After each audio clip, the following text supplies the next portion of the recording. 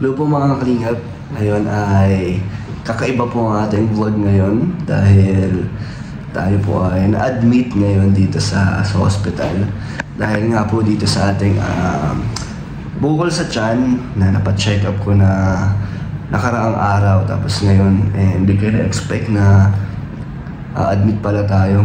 Grabe, hindi ko naisip yun kasi nung nakaraan tinanong ko yung nurse, di naman niya nasabi na magiging ganito pala katagal ang proseso. Akala ko kasi pagdating dun sa na-recommend niyang doktor, check up lang and then katapos ng ultrasound, doon din gagawin yung extraction, hindi naman nasabing surgery.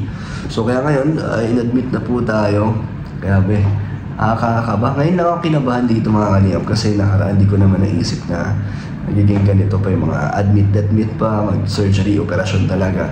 So wala, hindi ko naisip yun. Kaya ngayon, nakakaramdam na ako ng kaba. Kanina papunta pa lang po ako dito, ay naiisip ko na first time ko po kasi ma-admit sa hospital talaga sa buong buhay ko po. Ngayon lang talaga tayo mag-overnight dito. Hindi ko alam kung overnight or ilang araw pa kasi syempre after ng operasyon, may recovery pa. Kaya, ayun. Pero wala akong sakit, wala akong ibang nararamdaman, wala akong mali sa atin, sa aking katawan. Sadyang lang to mga kalingap. Ito lang po. Hindi siya masyadong ito. Ayan. Diyan po siya sa mismong opera natin. Ano po to? Since birth po tayo niyan. Nakalimutan ko na po yung kwento niyan. Si Kuya Brooks, alam na alam yan at si Mama. So ito mga kalingap kung makikita nyo, may bukol siya. Minsan mas visible pa yan mas kitang-kita, mas bukol yan minsan. Tapos, syempre, napapansin natin habang tumatagal, lumalaki din siya. Hindi ko alam kung dahil sa pag-gym. Pero wala naman sinabi yung doktor po na bawal na tayo mag-gym, magbuhat ng mabibigat. Wala naman po. Sadyang nagkakalaman lang yata talaga siya habang tumatagal. Hindi naman po siya alarming na magiging sakit siya pagtagal. Hindi naman po siya cancerous. Ayan, dun nga sa ultrasound, lumabas yung resulta at lang siya. Minor lang naman ito mga kalingap. Walang dapat ikabahala at ibang isipin. Grabe, pakiramdam ko talaga may sakit ako pag nasa ospital. Kaya ayaw po nagpupunta sa ospital. Lalo na ngayon na kanina po, tayo in x-ray hanggang papunta dito sa ating kwarto. Naka-wheelchair kaya feeling ko may sakit na tao. Alam ko may sakit tapos nakakahiya. Pero wala, ganun talaga kaya natin sumunod sa kanila. Bawal daw po kasi maglakad ng pasyente dito. Kaya ito pala yung room natin. Gusto niyo po ba mag-room tour tayo? Check-in lang tayo dito. May libreng unan po.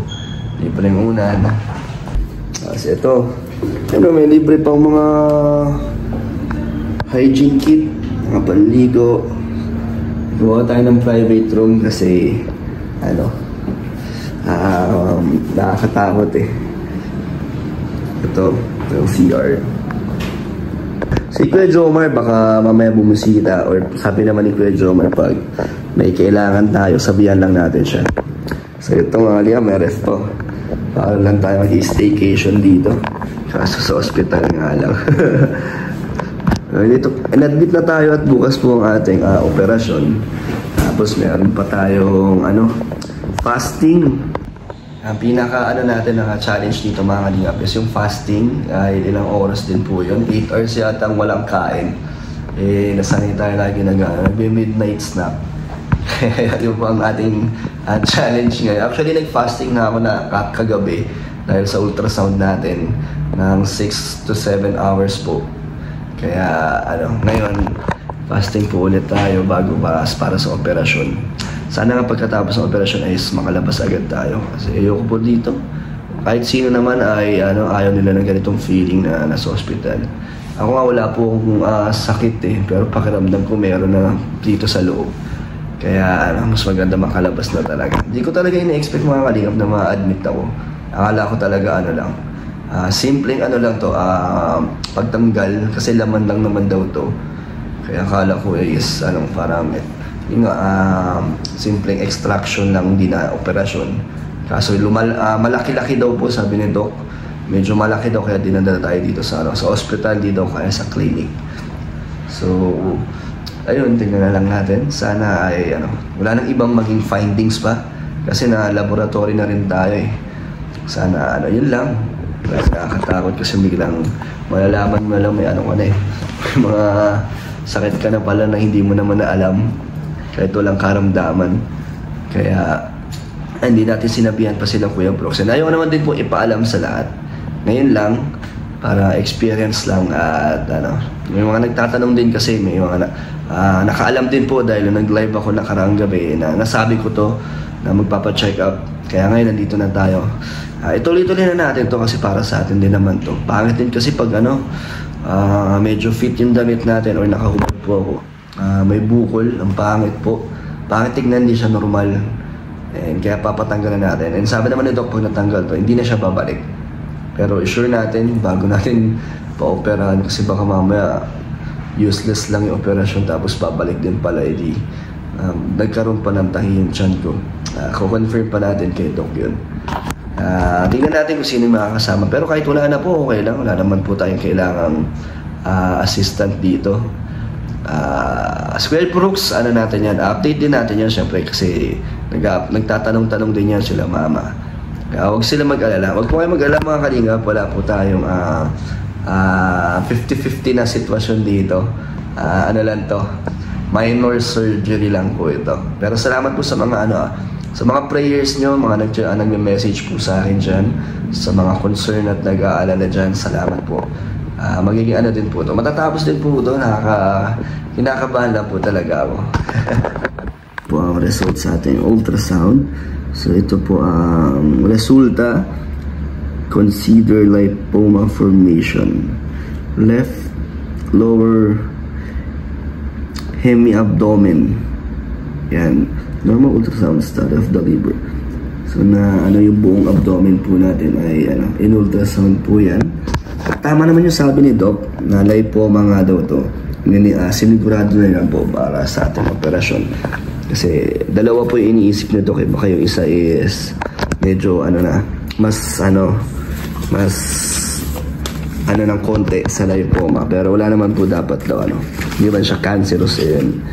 Kaya hindi tayo masyadong kinabahan. Pero ngayon, unti-unti na po tayong kinakabahan. Siguro lalo na po bukas na. Pero naman may anesthesia naman yun. Or baka tulog naman siguro tayo. Basta mabilis lang po yan. Lang to. Alam ko namang hindi tayo papabayaan dyan yan. Ng Lord, diba? At magiging successful. At pagkatapos nito, syempre okay na. Wala na tayong tinatagong dito, bukol sa tiyan. Hindi na tayo maiilang. Kaya magpapa-abs na tayo pagkatapos nito para ready na sa Boracay. In advance, talaga ito mga kalingap eh. Pinaghahandaan ko na ang Boracay para kaya ready tayo doon na mag-topless. Para kaya talagang tinuloy na natin to.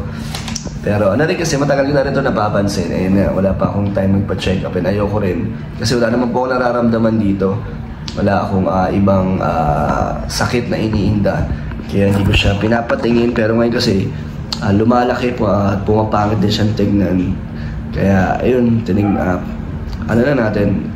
Habang maaga pa, diba? Kasi naman sa dulo, magkaroon pa ng kakaiba na mas lumala. Kaya ngayon, papatanggal na natin to kay Doc. So, samahan niyo po ako dito sa aking mission ngayon sa atin. Ayun mga kalingap, time check po tayo. Na po, 9:45 na. At last meal natin daw hanggang 12 AM. Ating huling kain hanggang kinabukasan na. At diretso na tayo sa ating operasyon. Minor surgery lang naman po yun mga kalingap. Pero syempre, ay kinakabahan pa rin ako. Lalo na first time natin. Kasi yung first na opera ko is baby pa lang po ako nun. Kaya ngayon, di ko alam kung pagkatapos nun ay mas mahirap, kung masakit, pag nawala anesthesia. Kaya bahala na si Lord. At salamat po sa mga nag-message po sa akin dyan. Salamat po sa inyo lahat. Kakauwi lang din ni Michael, bumisita dito sa atin. At si Kuya Jomar, kasama ang isa pa nating kaibigan. Nagdala ng dito si Kuya Jomar ng kumot. Salamat kay Kuya Jomar. nabisita tayo. At ngayon ay, ayun, antay na lang tayo ng 4 AM. Lalagyan tayo ng swero. So, di natin alam kung ano po mararamdaman natin habang papalapit ng mapat. Pero gusto ko na po talaga matapos to. Gusto ko nang mawala. Sana maging successful po yung operation at mas mabilis lang sana. Ayoko pong magkaroon pa ng mga iba pa pong mga hindi na kasama sa plano natin. Kaya yun, salamat po sa inyo lahat. At okay naman po tayo dito. Babalik din tayo sa sa natin, syempre paglingap sa mga nag-aantay sa ating mga beneficiary natin, sa mga supporters po dyan ng Kalingap na nag-message at nag-aantay sa ating live. Abangan niyo po yun. At salamat po sa mga nagpapalakas po ng loob natin dyan. Sobrang thank you po. Na-appreciate ko po yun lahat. Sa mga K-Boy, syempre, kay Kalingap Rob, at sa kay Kuya Brooks, kila Mama. Syempre kay Joy, thank you din syempre sa pagpapalakas ng loob sa atin at pagsuporta ni Joy. Chinat pa tayo talaga ni Joy at kinamusta tayo. Kaya huwag na tayo, sabi ko huwag siya mag-alala. Kaya huwag siya masyado mag-isip. Kita-kits tayo mga Kalingap bukas. At sana matapos na agad to. Kung pwede na po i-fast forward good night po mga Kalingap. And mga Kalingap, time check po, it's 5 AM na, magsi-6 na po. And 7:30 AM po ang ating operation. Naka na tayo. Ano ba tawag dito? Lab gown. Tapos nakaswero na. Swero pa lang po, may pagsubok na, nakatatlong injection sa atin, hindi mahanap yung ugat.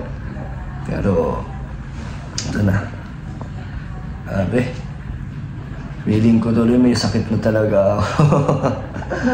Huwag naman po sana. Sana po maging successful agad to. Natapos agad. Dahil habang palapit po ako oras ay kinakabahan na po ako. Kaya salamat sa mga dyan, nagpapalakas ng loob natin. Sa mga supporters, sa mga pagmamahal nyo at suporta. Maraming salamat po sa inyo dyan. Pero wag po kayo mag-alala dyan, safe lang po tayo dito. Lang po itong minor surgery lang ulit. Kaya update ko po kayo pagbalik po natin. At salamat sa pagsama nyo sa aking operation po.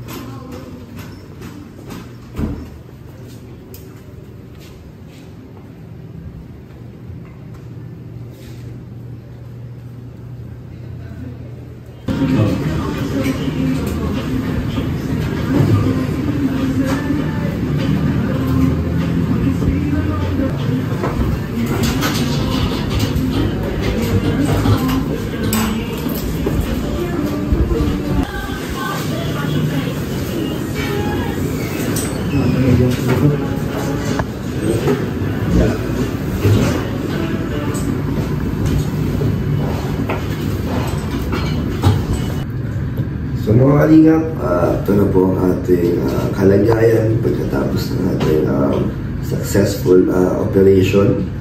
And yun, after 16 hours, ngayon lang po ulit tayo nakakain. At nagawa natin yung challenge ng mga fasting. Ayan, si Kuya Jomar nga natutuwa kasi hindi siya naniniwala na kinaya. Record breaker bro, record breaking yung fasting mo So ayan po, gusto ko po magpasalamat kay Kuya Jomar sa sobrang effort niyang pag-asikaso, pag-uwi sa apartment. Nagdala ulit siya ng damit sa atin. Kaya thank you. At pag gumaling ako Kuya Jomar, babawiin ko yung pagmamalasakit mo sa akin. Tutulungan natin si Kuya Jomar sa kanyang Kung ano man yung kailangan niyang tulong, nandito ako para Pagkain ng bro. Gamayan ka, bro.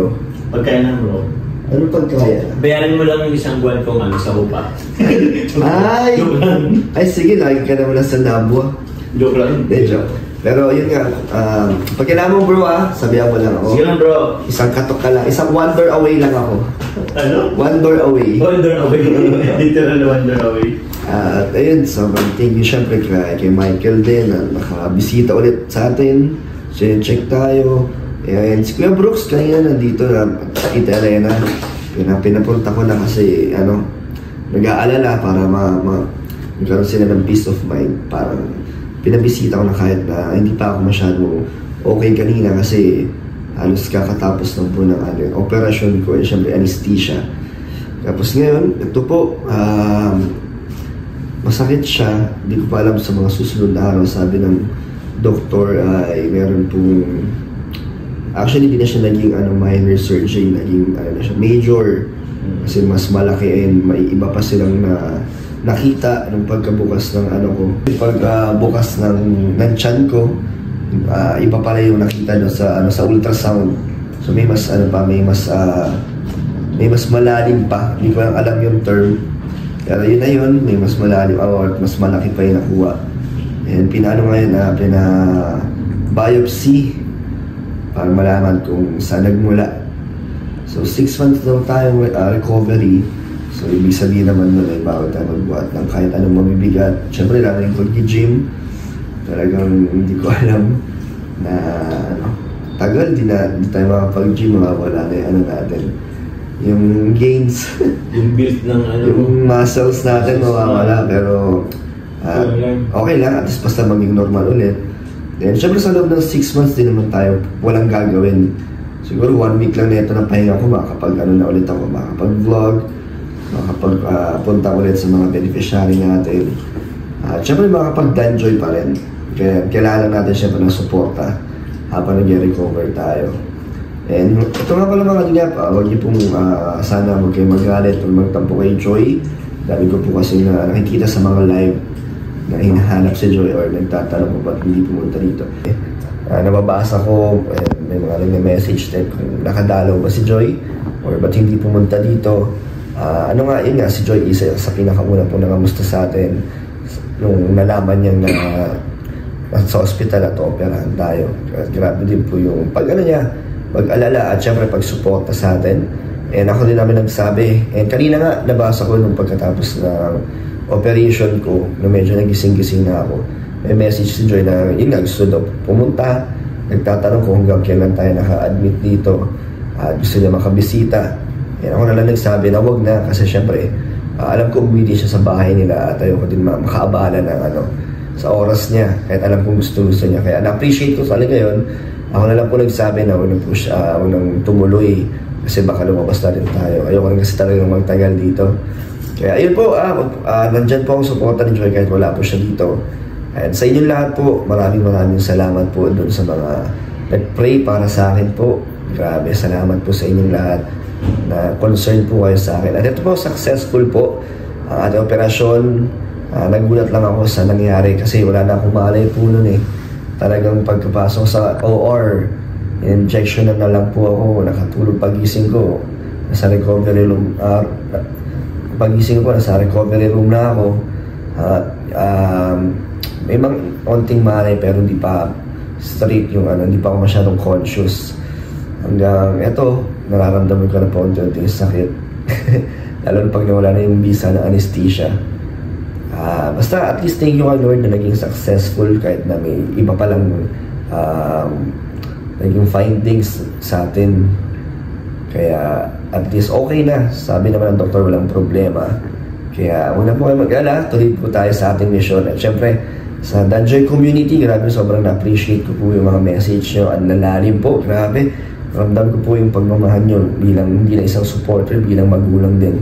Kaya thank you so much po sa inyo lahat. And kay Jomar ulit, thank you. Sige bro, welcome. So, ayun po mga lingap, kita-kits po tayo ulit sa ating mission. Maraming salamat po ulit. God bless po sa inyo.